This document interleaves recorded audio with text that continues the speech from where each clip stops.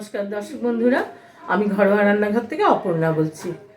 দর্শক বন্ধুরা, আজকে আমি একটা সকলের বাড়ির অনুরোধে, বাড়ির সব মেম্বারদের অনুরোধে একটা ইভিনিং স্ন্যাক্স বানাচ্ছি চায়ের সঙ্গে।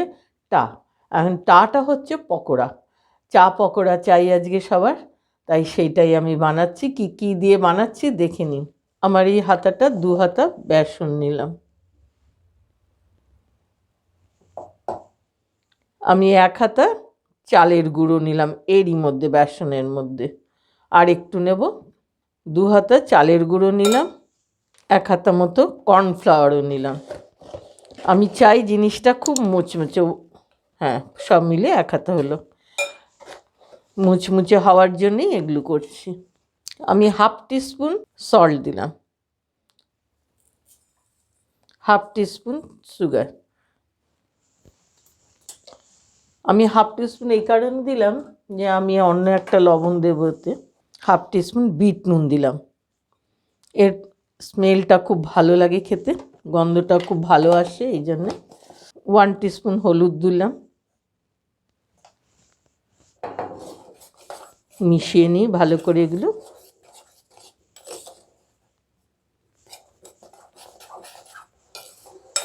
এবার একটু জল দিয়ে ব্যাটারটা ঘন অবস্থায় করে নেব।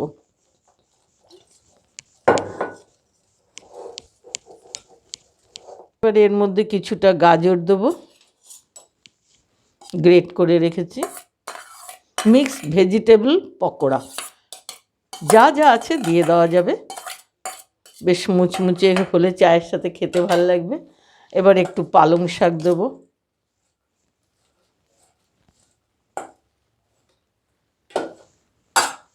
একটু ধনে পাতা, একটু আদা, লঙ্কা, যার যার নিজের বাড়ির ফ্যামিলির স্বাদ হিসেবে দেবেন।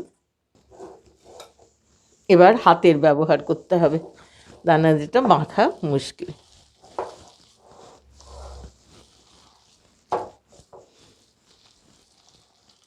আমি একটু মটরশুঁটিও দিয়ে দিলাম। সবশেষে একটু চাট মশলা দিয়ে দিলাম। এই সব উপকরণগুলো দেওয়া হয়ে গেল। এবার ভালো করে আরেকবার মেখে নিই।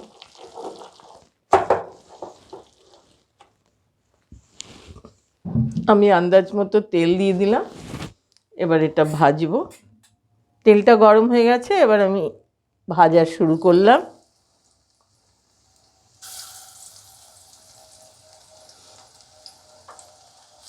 পকোড়া যেমন হয়, কোনো সামঞ্জস্য থাকে না, যেমন তেমন ছড়িয়ে ছিটিয়ে দিলেই বরং ভালো হয়।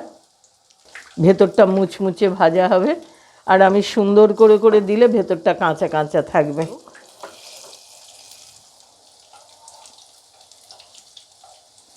একটা দিক লাল হয়ে এসছে, এই জন্য আর এক উল্টে দিলাম সব।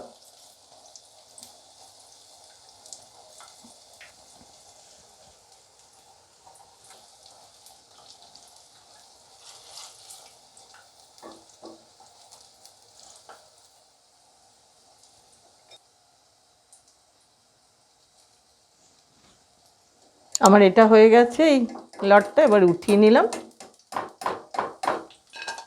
খুব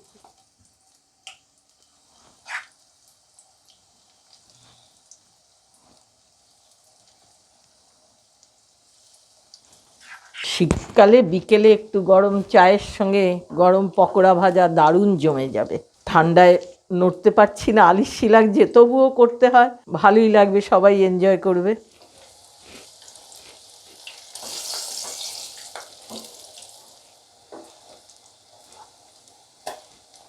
সেকেন্ড লটটা আমার ভাজা হয়ে গেছে। এইভাবে সবগুলো ভেজে নেব।